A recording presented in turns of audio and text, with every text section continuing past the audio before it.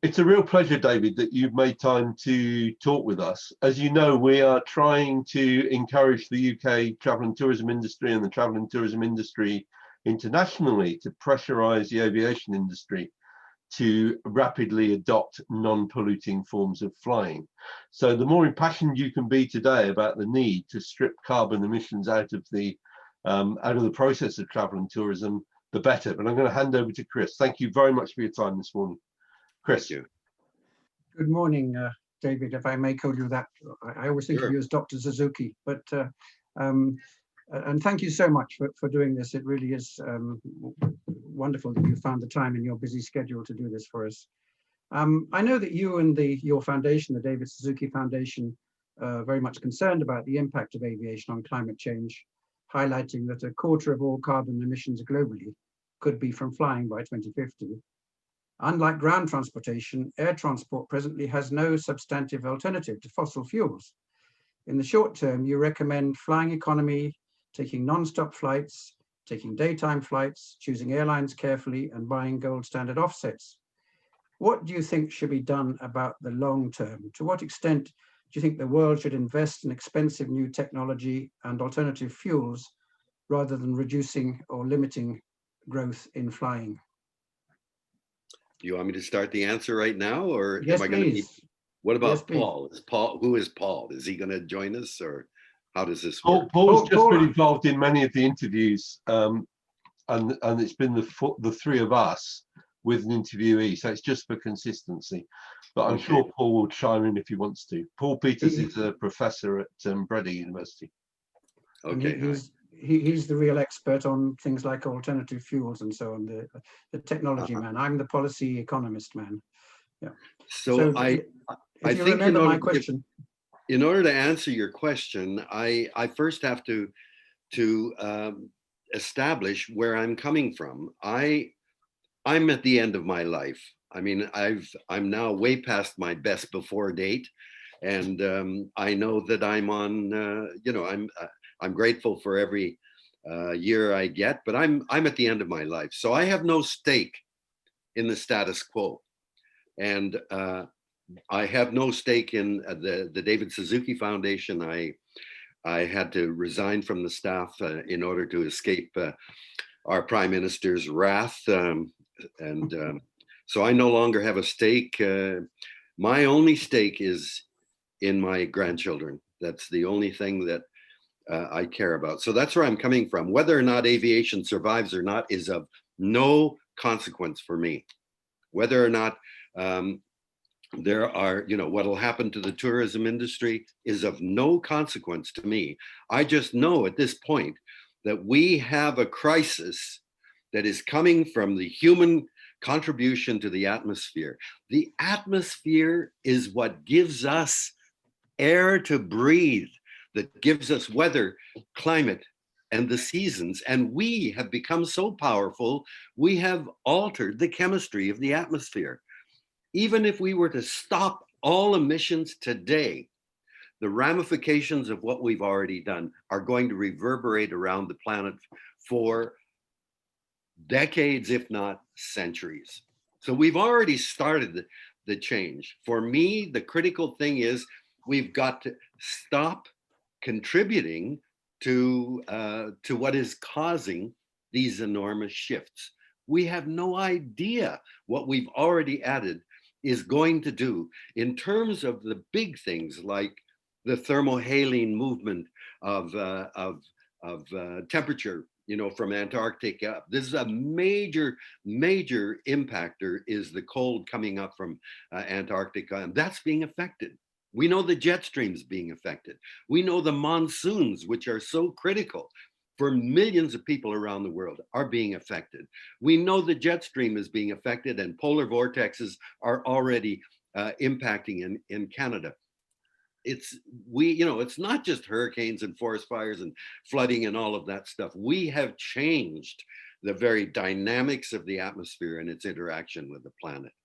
And so to me, we are in a situation where the IPCC, the Intergovernmental Panel on Climate Change, in 2017, when did they come out? 2018 came out and said, we've got to get off fossil fuels very, very quickly, and 50% by 2030 and 100% by 2050. This is a challenge. We've got to get off fossil fuels. So when I hear about e-fuels and biofuels and all of that, those are not meeting the issue of we've got to stop our emissions. And aviation, it seems to me, has a special place that we haven't even assessed. The contribution to the atmosphere already starts way above the air that we're breathing down here. What is going to be the impact of those high level emissions accumulating over time? I don't think we have any idea what that's going to be. So I start this whole conversation with the fact that we have to get off contributing to a crisis that's already started. Okay, that's my position. And when I look at it, for years now, when I've been, a great deal of the income that I've been earning to contribute to my foundation has been through public speeches. And I've been begging for years, when I've been requested to speak, that I do it by teleconference. And I said, I'll do it for free if you let me do it by teleconference. And 9 out of 10 times they refuse. They want an in-person meeting. My God, look at what the COVID-19 has done, you know, and Zoom, thank God, Zoom has just come around at the right time. Why the hell are we in such a hurry to jump in a plane?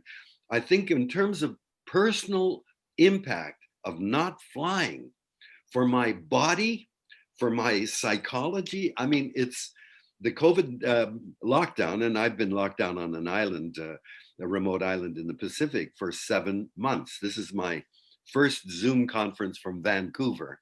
We finally came down to do a number of things.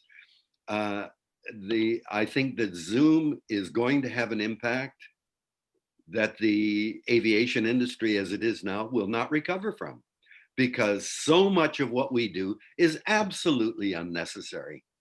The other question is, why are we in such a hurry? You know, for 99% of human existence, we traveled by muscle power, human muscle power or animal muscle power. We didn't have technology to speed that up. And now, because we've sped it up and very quickly become utterly dependent on and embedded in a global economy through aviation, we're now looking at, oh my God, you know, the impact is making us look at this industry. Well, we got to save the industry, so let's go to biodiesel or e-fuels, and that doesn't cut it as far as I'm concerned. These are all just ways of delaying what is absolutely necessary to begin now, which is to cut down our emissions. And COVID gave us a real start on reducing those emissions. So what you're asking about is, what do I see for the future of aviation? Quite frankly, I have no idea. And believe me, I have flown far beyond anything I should ever have done as a single human being.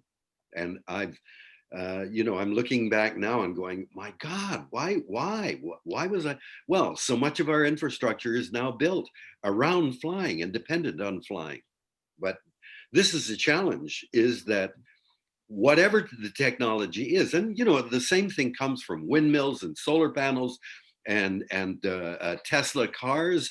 All of these are still energy intensive. They may use the right kind of energy, but it takes energy and it takes mining to dig up the resources. So we have to look at everything in terms of our impact, not just on the atmosphere, but on the ground as well. We are living far beyond the capacity of this planet to sustain us in the manner that we're used to. It can't go on, and it's got to stop. And so this to me is the challenge. For the aviation industry, it's how do we do that? It's not about reducing your footprint. Yes, of course, those things have to be done. But in the long run, that footprint has to be reduced to zero in terms of emissions. Thank you. Yes, Harold asked you to be passionate, and I think we've recognized that. I'm then saying that one of the things that's happening right now is that in Europe in particular, a number of countries have adopted a target of carbon net zero by 2050 in Europe. And in fact, there are some airlines that have also adopted that in Europe. But bearing in mind your need for the very short-term action, I don't know what you feel about that, or I mean, or should the ambition go further to carbon zero? And when rather than carbon net zero, and when would that carbon zero start, in your view? Well, I mean, what the IPCC in their 2018 report did was to give us a lifeline in the sense that many of us think we're way beyond avoiding catastrophic climate change. But they gave us a timetable that I was shocked. They really said in 2018, if we reduce by 45% by 2030, then and 100% by 2050, that we could avoid climate chaos. I don't believe that for a minute, but at least they gave us, they're the authorities, so I'm going to hope that they are absolutely right. Canada has already wasted 2 of those 12 years they gave us to start reducing. Our emissions still continue to climb. So we're not taking it seriously. What it says is we've got to get off the emissions of carbon, and it's very, very fast. Now, what we've done in Canada, I have no idea about the European Union. What we've done in Canada is jumped on the 2050 target. Oh, well, we're going for net zero by 2050. That is not a political commitment at all. Not one person in office today will still be in office by 2050. So we're not going, there won't be any accountability. Nobody's going to go to jail. Nobody's going to be charged for millions of dollars for failing to meet the target. And I just look at Canada's history. In 1992, Canada, well, let's start in 1998. One of the major climate meetings took place in Toronto, Ontario. 300 scientists and environmentalists and government officials. It was opened by the Prime Minister of Canada, Brian Mulroney. Gro Harlem Brundtland spoke, and then James Hansen from the United States spoke. In 1988, that conference issued a press release at the end of the conference saying, global warming represents a threat to humankind second only to all-out nuclear war. And they called for a 20% reduction in greenhouse gas emissions in 15 years. That was the call. 1988, that was the call. Study after study after study in Australia, the United States, Sweden, Canada showed that target was not only reachable, but that it would actually save human health and billions of dollars. But it would cost over $70 billion up front to achieve a net saving at the end. That report that Canada commissioned was never even released. Why? The Prime Minister knew that if he made that commitment, he would have to spend those tens of billions of dollars up front. He wouldn't be in office 15 years later for someone else to boast, look, I achieved this, we're saving billions of dollars. It made no political sense to do what the recommendation said. So in 1992 at the Earth Summit in Rio, the goal had been watered down because George Bush said he wouldn't go to that meeting unless they watered down the target. Stabilized 1990 levels by the year 2000. Canada committed to that. So did more than 140 countries sign on. Guess what? Nobody did anything. We didn't even meet that target. 1997, I was there in Kyoto. We finally committed, the rich countries, to a 6% reduction in greenhouse gas emissions below 1990 levels by the year 2010 to 2012. We signed it, we ratified it, we had no intention of meeting it. And so over and over again, you see these commitments that are made. We were at Copenhagen, we were at well, we were at the COP meeting in Madrid, and we made a commitment in Madrid. Oh boy, you know, yep, zero emission by 2050. Canada's touting this now. They haven't looked at the history. That's way beyond any political accountability when you connect to a target like that. Meanwhile, our emissions go up, and Canada has changed the baseline of comparison from 1990 levels to 2005. The utter inability to meet the call is absolutely shocking. And now it has taken a child, a teenage child, to cut through all of the baffle gap and say, look, I'm only a child, but I've learned that you have to listen to the science. What are the scientists saying? And then what are they saying we have to do? We're at a moment when I think that message is cutting through. So that's the challenge for everyone. Aviation is just one of them. Tourism, of course, is going to be hugely impacted if we're serious about trying to avoid an absolute catastrophic future. Can I bring it back a bit to aviation then, and what can be done in the shorter term? One of the possibilities that is emerging is something called power to liquid e-fuels, and those could be made quite significant in 5 years, and governments could then establish a blending mixes, and saying that, you know, in 5 years' time, X% of the fuel has to be from a low carbon power to you're already. I mean, it doesn't make any sense because you got emissions at the end. Yeah. You've got emissions at the end, you know, and with biodiesel, for example, as well, you say, well, we get the carbon absorbed by plants and then convert that, but the carbon ultimately gets back in the air. So that's not a solution. What it may do, because of a reduced short-term footprint, is provide you with a way of making a transition. But the fact is, it's not a solution any more than carbon offsets, which I've been using for over 10 years. All that does is salve my conscience, you know, and let me feel a little bit better about all the flying I'm doing. But that's not reducing the emissions.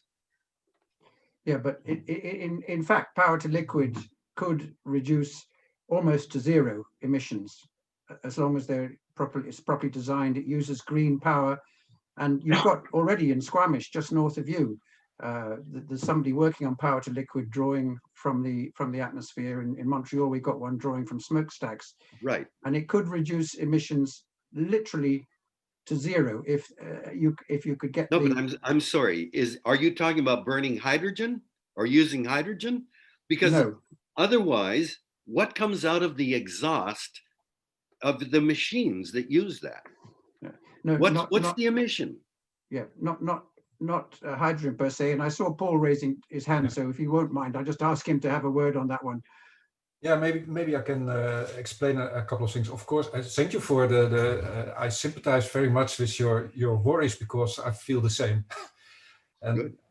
Being an aircraft engineer, I should have flown my life an awful lot, but I actually didn't. Just because of environment and all sorts of considerations. Good. Anyway,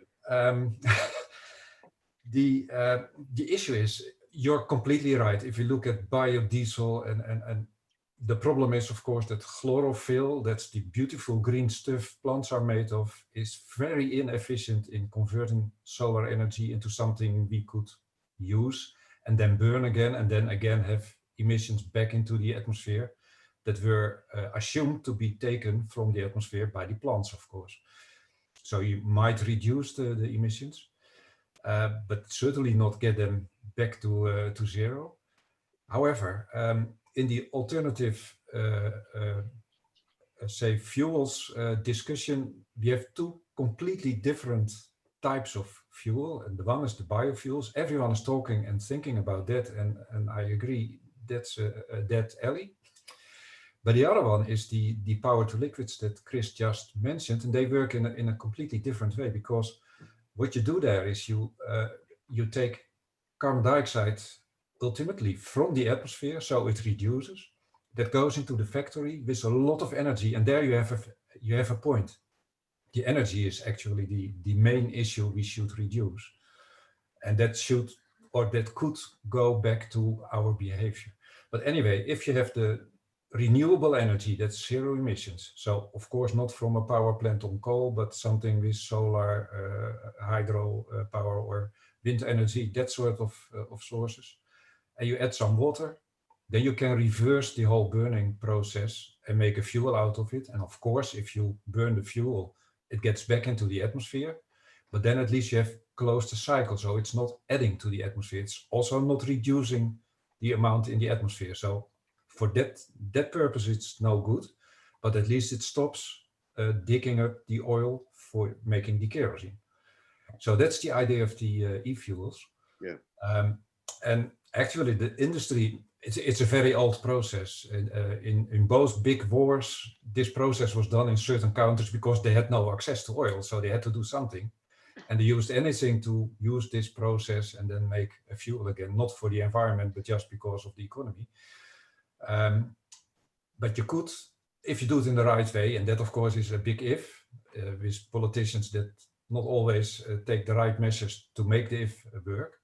But if you do it in the right way, then potentially, pure technologically, it can reduce to zero emissions, that the net emissions are zero, because you take the carbon dioxide from the atmosphere by the factory and the aircraft brings it back, and then it goes back to the factory, in theory. Okay. So that's the idea of it, but Yeah. it's expensive, of course, so it will certainly reduce flying because the tickets will be like double the cost as they are now, but it's not that big deal. It will still grow. The potential for aviation to grow is enormous. It's almost unlimited. I've done quite a lot of long-term scenario studies, and you end up with 10 times, 15 times the amount of aviation we have currently at the end of this century. Well, that will reduce. Well, that's death. That's death if that continues. That's, yeah, sure. And then the energy issue is still there. So it's crazy. It's crazy to talk about expansion of aviation. What Zoom has done, I hope, has been the death knell of a lot of companies to begin with, because aviation's got to shrink. And I think the cost has got to be not double or triple. It's got to be so high, only a very limited number of people do it. Of course, that's going to be the rich people and all of that. But flying should not be an option for us to move our ass from Toronto to Vancouver. Like that's the way that we're going to do it. It's just doing it faster. That it's got to stop. And so I still don't understand what you're talking about. You know, you take carbon out and then convert it into fuel, but you put it back in. It doesn't make sense to me how that's supposed to be some kind of advantage. Well, you know, if anything, I thought that the Squamish plant was being touted because it was actually reducing the amount of atmospheric carbon, but it's going to go back up again when you burn it. I mean, I don't get it. I don't know why this is seen. You've got hydrogen, for God's sake. If anything, hydrogen has got to be a way to go. And of course, there's got to be a huge breakthrough before solar is at all even feasible for any long trips. But, you know, that's the challenge that the industry has got to meet if it wants to stay in business. That's of no concern to me. I'm not interested in that. Oh, but you're right, indeed, that hydrogen is the key for every solution in aviation. And even in e-fuels, hydrogen is the key. But in the end, we make something that the current aircraft can use because, yeah, otherwise, indeed, we have to ground all the aircraft that are there. But that's $1 trillion or $1 zillion of investments that will not go away. I mean, that's I think it's very interesting that the most recalcitrant province, the province that's been fighting against anything to diminish the fossil fuel industry, Alberta, has jumped on hydrogen. Of course, they're going to see it coming out of natural gas. They could do it renewably, you know, with wind and solar, but no, they want to keep the industry going. Yeah, that's a pity, because if they but if you know what I've been touting for years in Canada is and it's been mainly because in remote communities now in Canada there are still Indigenous communities that can only be reached by plane in a fairly short time. You know, you can reach them by canoe or Yeah. ice bridges in the winter. But I've been saying lighter than aircraft. Why isn't you know, it's because everything is about speed. But you look at the enormous weights that can be lifted in a dirigible. And just because of the Hindenburg that went up, you know, everybody has stayed away from that. Quite frankly, for me, I would love it if I could get into a dirigible and take 3 days to get to from Vancouver to Toronto. It would be a wonderful way to travel, because those things can be big enough to have a weight room to exercise and a dance floor and all sorts of possibilities. I don't understand it, but the industries seem to feel time is somehow an impediment to their activity. We need time. Yeah. I think, unfortunately, dirigibles, there are other technical issues because they've been long propounded for what they call single indivisible loads, where you can pick up a massive transformer and ship it around. But there are technical issues as well. I would love to see them in the same way as you do. And the issue with hydrogen is that certainly for the aviation front, it's going to be a long, long time before we can see. I mean, if you want it operationally, you've got to redesign your aircraft to start with. Exactly. You could use green hydrogen for power to liquid, but that's all. But can I just bring it right back and just say, from the point of view of aviation, there's no doubt that despite there are claims out there from industry, of course, that aviation is a major economic driver, et cetera, et cetera, et cetera. But some of that is undoubtedly true. That there in the, for example, in terms of tourism, there's cases where aviation can tourism. I'm thinking particularly in developing countries, and in fact, just this morning I had a personal plea from someone I met in Ethiopia. I lived there for a while, who is really suffering because there's no tourism. So the economy is in serious trouble. So do you see any benefits of aviation particularly from the tourism front? And you know, obviously that's more difficult for Zoom than the business market.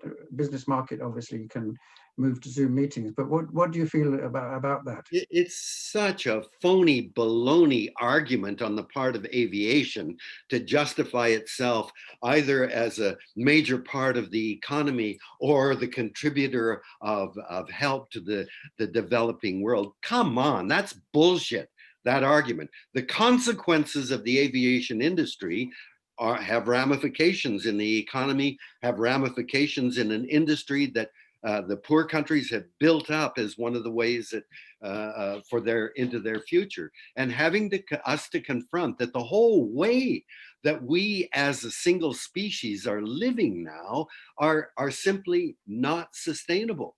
Of course, our hearts go out to those countries that have built their economies and their existence around this tourism, which means they're still dependent basically on handouts from the rich countries that can afford to fly into them. This is just not sustainable. What this confronts us with, what climate change confronts us with, is that the whole way that we're living now is simply incompatible with a sustainable future. It's as simple as that. So yeah, my heart goes out to them, but the reality is that what happens to those cannot be used as a justification to continue on the way that we've been going. I just don't see it. What about those places that don't really have any other source of income? I'm thinking, for example, of the small island developing states, places like that in the Caribbean, the Pacific, the Indian Ocean. What are their options? Are they going to have to move out of their islands or what? Or you know, the Maldives is one that's probably going to sink. Exactly, anyway. Exactly. And they've been pleading with the world to do something about emissions. You know, and yeah, that in that case, it's the victims, of course, around the world of human profligacy in terms of carbon emissions. The victims are the ones who have contributed virtually nothing to the problem in the first place. So we in the rich countries, we owe massively an obligation to them. We've created the problem and they're paying the price.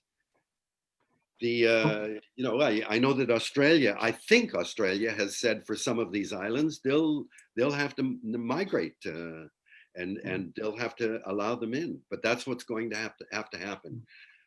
Even if we stop all emissions today, millions, hundreds of millions of people are going to die in the future.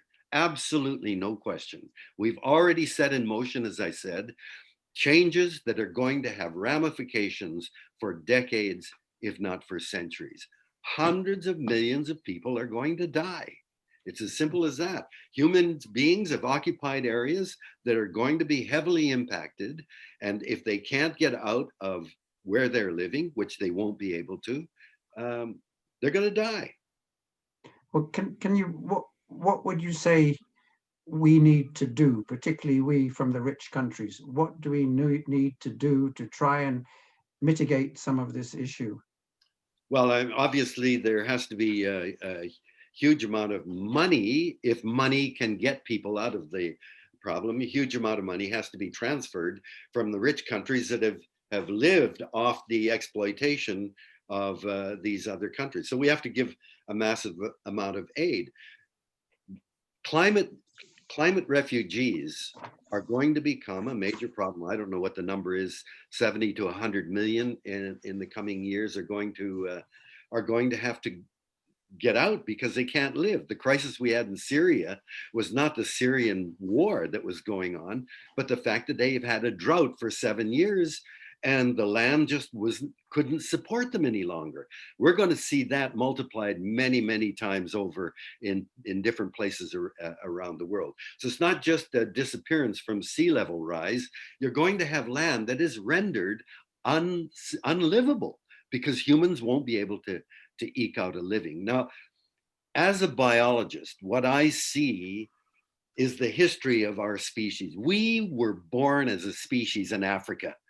Now try to imagine Africa 150,000 years ago when we lived there. We were another ape. We were naked. We didn't have fur, but we were a naked ape walking around, living off the abundance of nature. What technology, well, then we spread over massive amounts of time into areas that were only possible to live in them because of nature's abundance. But then we began to depend on technology that allowed us to exploit other parts of the planet, shipping things back and forth. And we became dependent on those things. We were trashing the land, and we were no longer supportable by the land that we originally occupied. And so now we've got this huge crisis. Human beings weren't meant to spread all over the planet in the way that we have. So as a species, what I see is that we are a remarkable animal. Our success has been this ability to adapt to so many different ecosystems by exploiting them. But modern society, our economy, our technology, our consumptive demand are all now impacting on these, on places around the planet that is rendering those places unlivable for human beings. Yeah, so unfortunately, that doesn't sound like a very positive view, and I share with you the concern of grandchildren. Of course, James Hansen famously wrote the book Storms of My Grandchildren, and he's still with his granddaughter putting stuff out on frequently on the internet. And I have grandchildren in Vancouver, as it happens, or two of them in Vancouver. But what do I say to them? What can they do? I mean, it's now the youth. I actually saw you marching in the Fridays for Future march in Montreal on your way to join Greta Thunberg on the podium, and there were a lot of young people there. But what message do I pass on to my grandchildren? I have 9 grandchildren. My youngest ones are twins, They're now 2.5 years old. And when my daughter and her husband were going to have, they knew they were going to have twins. They moved in to live with us and had their babies in the hospital, and then came home and lived with us for another 2 years with the twins. I was holding them. They have been the joy of my life. I was holding them one night. They were about 7 or 8 months old, and I suddenly began to weep. And my wife and daughter grabbed the children and went, "Dad, Dad, what's wrong? What's wrong?" And then I wailed. This has never happened to me in my life, because I realized really deeply that the things I've been saying as an environmentalist, they aren't just warnings, it's happening. These children don't have a chance at growing up in a world that is anything like the one I grew up in as a child. They haven't got a chance of living out a full, rich life. And to realize that, I was inconsolable at that moment. But that's the reality that we've created. And we've used so many things to justify what we're doing in the status quo to keep things going. And the biggest one has been the economy. This will be economic. Look at Alberta, for God's sakes. They have fought for decades against accepting the danger, the reality of climate change to keep that fossil fuel industry going. And we've got all kinds of ways, Sure, you can look at your grandchildren and say, Grandpa's really doing hard. We're working hard on aviation, and we're going to reduce the emissions and use e-fuels and all of that stuff. Fine, great. If you can live with that, go for it. The reality is, for me, these kids don't have a chance. They don't have a chance because we're unwilling to do the hard things that are going to have to be done. I'm sorry, just, Chris, go and love them. Enjoy every minute you can with it. I have just spent 6 months in lockdown on an island with my twins and their 5.5-year-old brother and their mom and dad. It's been the happiest 6 months of my life. And that's what we're left with. And of course, at the moment, I certainly can't go and see my two in Vancouver, and I can't even see my one in Montreal because of the COVID restrictions. But yeah, I mean, you would presumably, it was interesting, the debate between the two vice president candidates in the United States last night. One of the vice presidents was asked the question whether he considered climate change was existential, and he, of course, sidestepped it. The other one, she wasn't asked it. But I mean, presumably you feel that climate change is existential. Yeah, but it's not just climate change. In 2019, in May of 2019, the United Nations released its report on biodiversity, which is a terrifying document. We are going through a rate of extinction that is absolutely terrifying. So we have the twin crises of climate change, but we also have the crisis of biodiversity loss. And if we think that we can extinguish a vast amount of diversity on the planet and still exist as living creatures, we're dreaming. We're absolutely dreaming. And yet you fly, I fly over Canada and I look down and the human imprint is everywhere. We've taken over the planet and tried to shape it in a way that will serve us.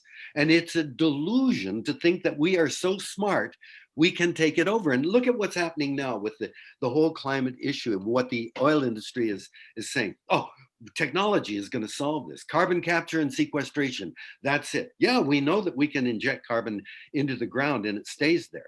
But we have no idea what the hell is going to happen when we do that. But we think we're so smart, we're going to take it over. And believe me, as the climate crisis gets more and more obvious and we can't avoid it, we're going to go to geoengineering. We're going to take over the atmosphere and try to engineer it. We think we're so smart that we're going to be able to do this. And we don't look at any of our history. When Paul Mueller discovered that DDT kills insects and didn't seem to affect vertebrates, he won a Nobel Prize in 1948 for that.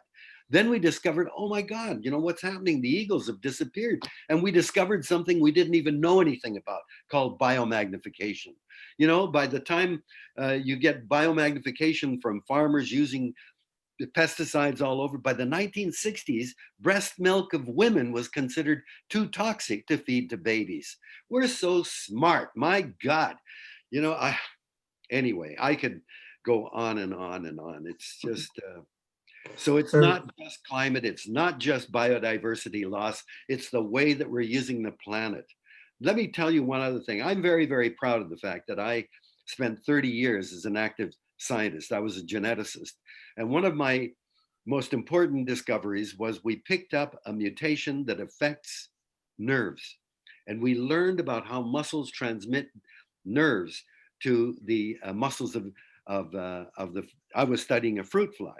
I got a big government grant to study this nerve mutant in fruit flies. And you say, well, why study it in fruit flies? Well, turns out nerves and muscles in fruit flies, they're built on the same plan as humans. What you learn from fruit flies, you learn from humans, okay? So now look at the pesticides. Now that DDT is not as effective, we're using more and more powerful pesticides. And guess what? They're neurotoxins. They paralyze the nerves. Wait a sec now. The nerves in insects are the same as the nerves in humans, and we're spraying neurotoxins to kill insects, and we're seeing a huge spike in kids with all kinds of nervous problems. What do you think? Do you think maybe the two are related?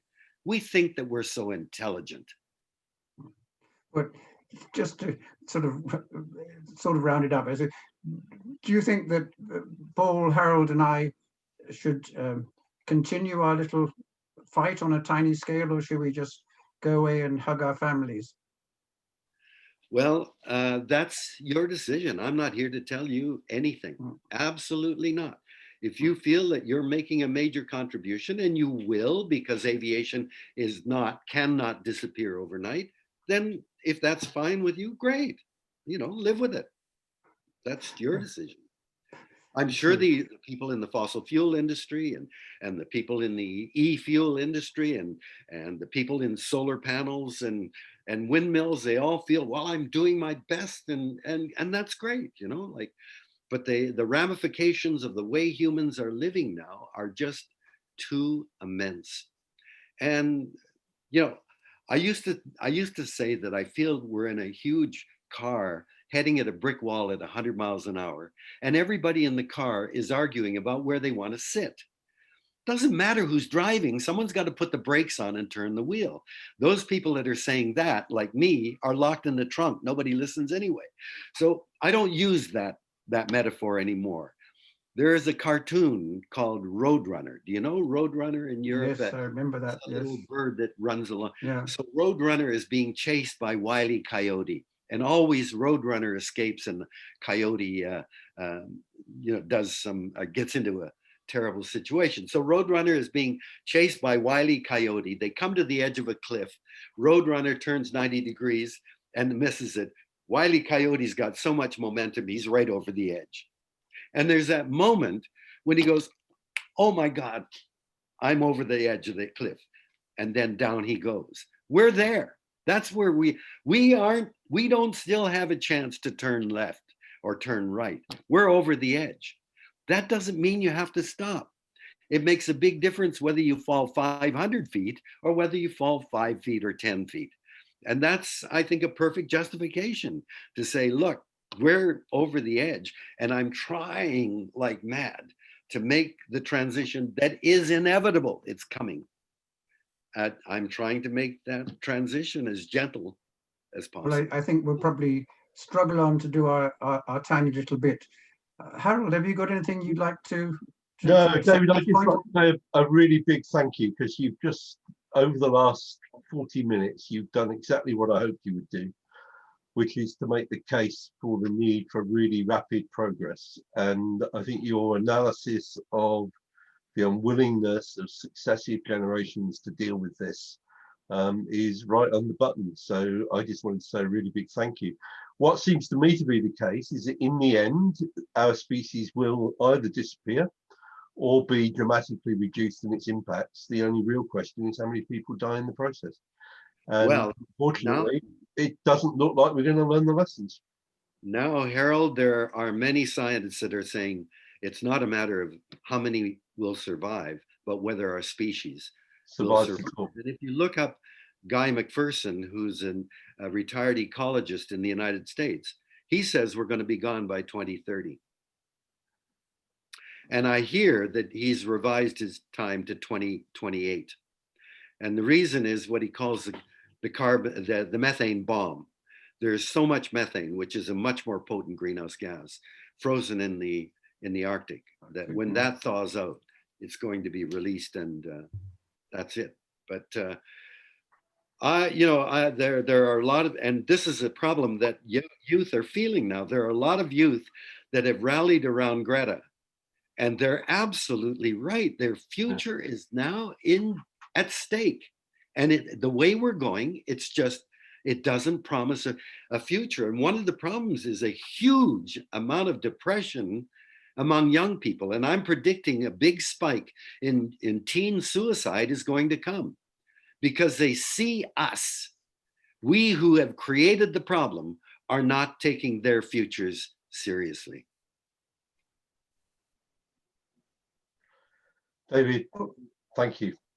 Thank you very much indeed. Thank you very much. That was great. And